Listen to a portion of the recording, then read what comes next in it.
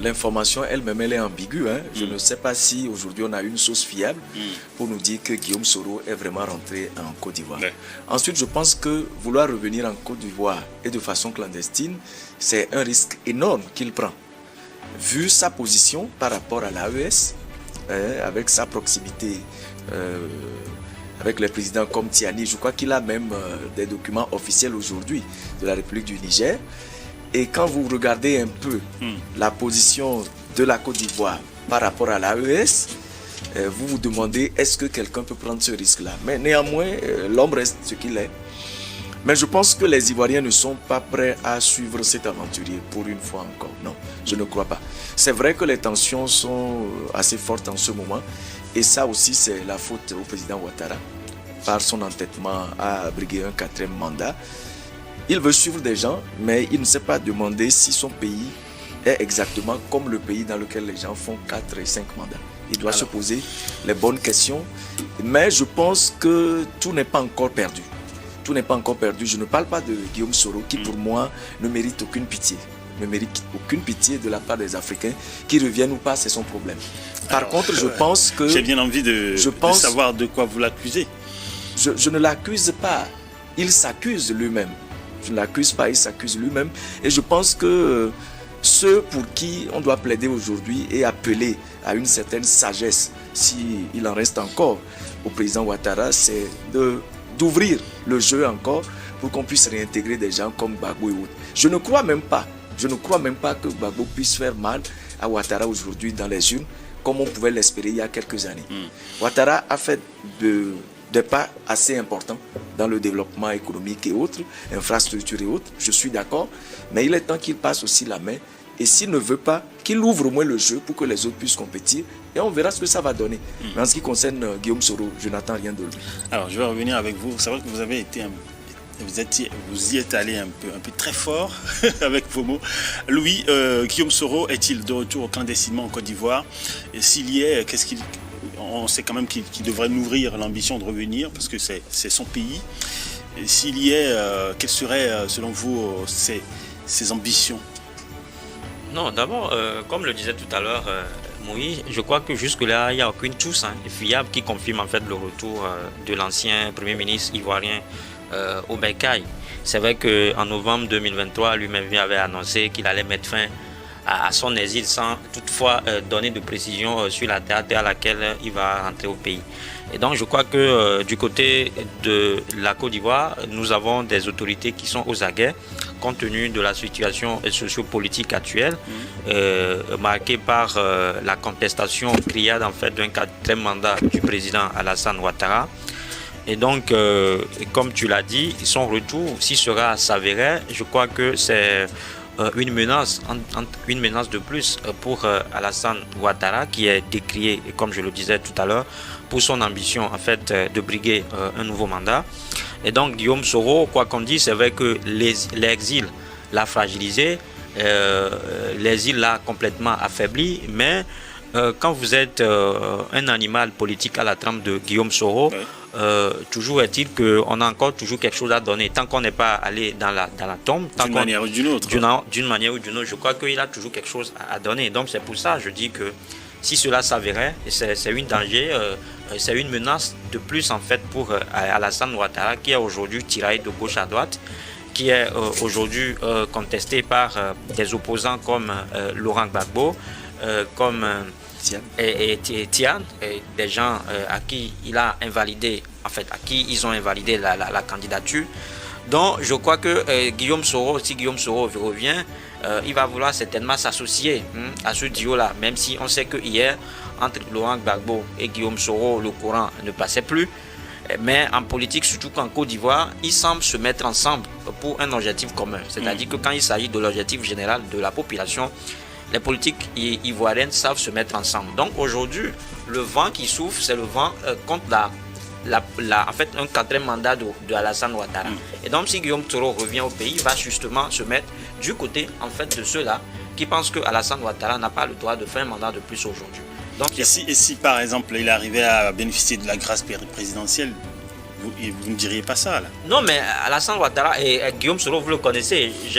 C'est à dessein que je l'ai dénommé tout à l'heure un animal politique. Parce que vous savez le rôle, entre guillemets, sombre qu'il joue au sein de la scène politique ivoirienne.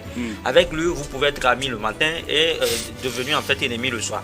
Donc Alassane Ouattara et Guillaume Soro peut bénéficier d'une grâce présidentielle. Mais pour pouvoir gagner la confiance du peuple ivoirien, je crois qu'il va pouvoir se mettre du côté du peuple. Être aux côtés du peuple aujourd'hui, c'est justement s'aligner du côté de Gbagbo et de Thiam pour justement continuer par s'opposer farouchement à un quatrième mandat de Alassane Ouattara. Alors, M. Constant Lemou, est-ce que la Côte d'Ivoire a besoin aujourd'hui d'un retour de Guillaume Soro? Je rappelle d'abord que Guillaume Soro est un Ivoirien. Ok. La Côte d'Ivoire n'a pas besoin d'un retour. En tout cas, dans cette situation Soro, actuellement. Mais Guillaume Soro doit revenir dans son pays parce qu'il est Ivoirien. Alors, moi, je pose la question par rapport à son statut politique. Bien C'est-à-dire sûr. par rapport à ce qui pourrait causer comme... Dégâts? Non, pas dégâts, c'est-à-dire influencer d'une manière ou d'une autre. Je ne veux pas employer le mot dégâts parce que, bon, on ne sait pas s'il pourrait influencer de façon positive ou pas, contrairement à ce que pense Nyon Fab. Positive de quelqu'un, si c'est du camp Ouattara, bon, je ne vois pas le rôle de Guillaume Soro, mais du camp de l'opposition coalisée, PPACI, PDCI, c'est ça, qui ont organisé récemment des manifestations gigantesques à Abidjan.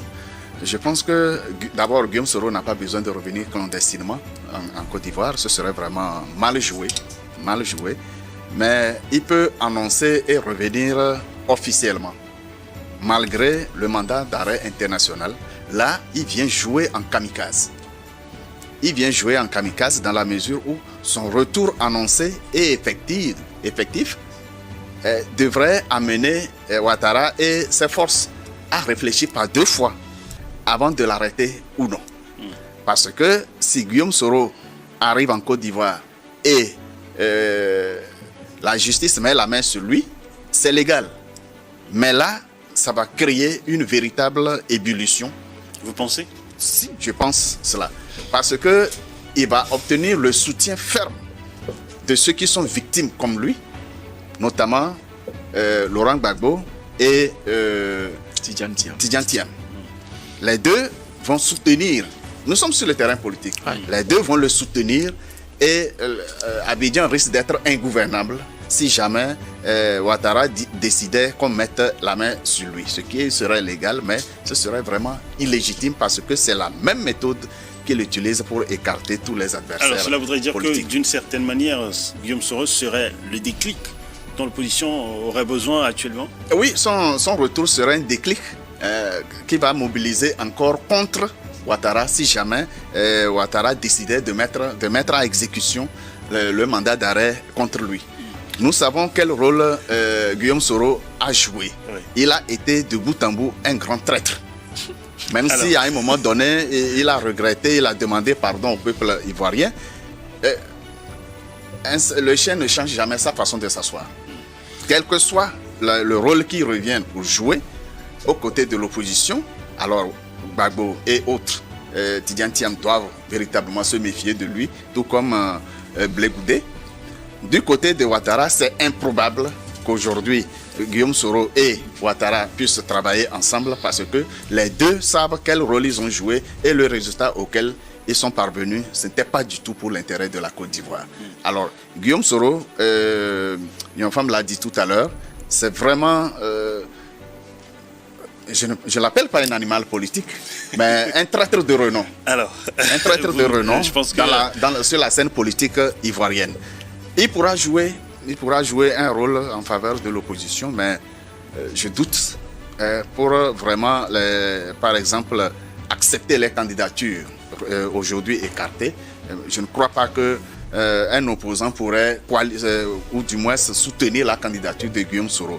Mais les deux, je vais parler de Gbagbo et Tidjane Thiam, peut-être dans une certaine mesure avec Charles Blé Goudé, ils peuvent, s'ils sont réintégrés sur les listes électorales, se présenter et au deuxième tour, eh bien, ils vont faire leur coalition et battre Ouattara. C'était surprenant, je pensais comme une femme, que, vu les élections législatives et communales passées, eh bien, le RHDP pouvait gagner facilement les élections, sauf que, à mon avis, Ouattara a commis l'erreur de se repositionner plutôt que de désigner un candidat du RHDP. C'était complètement verrouillé, mais aujourd'hui, je suis sûr que beaucoup d'électeurs, beaucoup de militants de RHDP ne sont pas d'accord avec la quatrième candidature ou du moins la candidature de Ouattara pour le 4e mandat. C'est ce que j'ai lu à travers les manifestations dernières à Abidjan. Alors, je vois, depuis vous avez envie de réagir par rapport à ce défi que Guillaume Soro pourrait représenter pour Alassane Ouattara. Je continue par le dire. Guillaume Soro, il ne vaut rien du tout aujourd'hui pour inquiéter qui que ce soit en Côte d'Ivoire.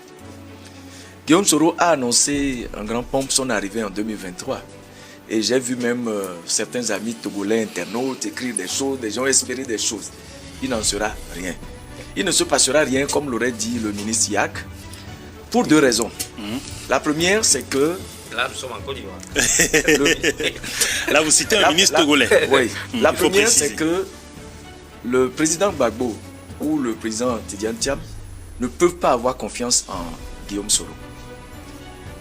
S'ils commettent eux-mêmes l'erreur de faire même un petit pas vers Guillaume Soro, que ce soit pour son retour, ou bien s'il revient et qu'on le prenait, etc., etc., je vous assure qu'ils vont se décrédibiliser eux-mêmes au sein même de l'opinion ivoirienne. Aujourd'hui, les Ivoiriens veulent la paix.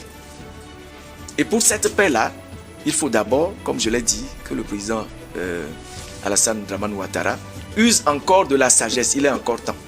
Qu'il ne regarde pas ce qui s'est passé au Togo. Le 4e mandat est passé. On n'a rien pu faire. Qu'ils se disent que ça peut passer comme ça aussi en Côte d'Ivoire. Ça, c'est un. Deuxième chose, même Gbagbo, pour moi, je ne sais pas pourquoi il veut se présenter à ces élections. C'est-à-dire qu'on a l'impression à un moment donné que les Africains ne comprennent pas que les pays vont exister, et d'abord exister avant eux, et que même après vous, le pays va continuer. Est-ce que Gbagbo a besoin d'être encore candidat aujourd'hui? Pour faire quoi? Est-ce que ça devient une rivalité entre des personnes qui se disent aujourd'hui tu m'as fait tomber, demain je vais te faire tomber? Alors, cela a toujours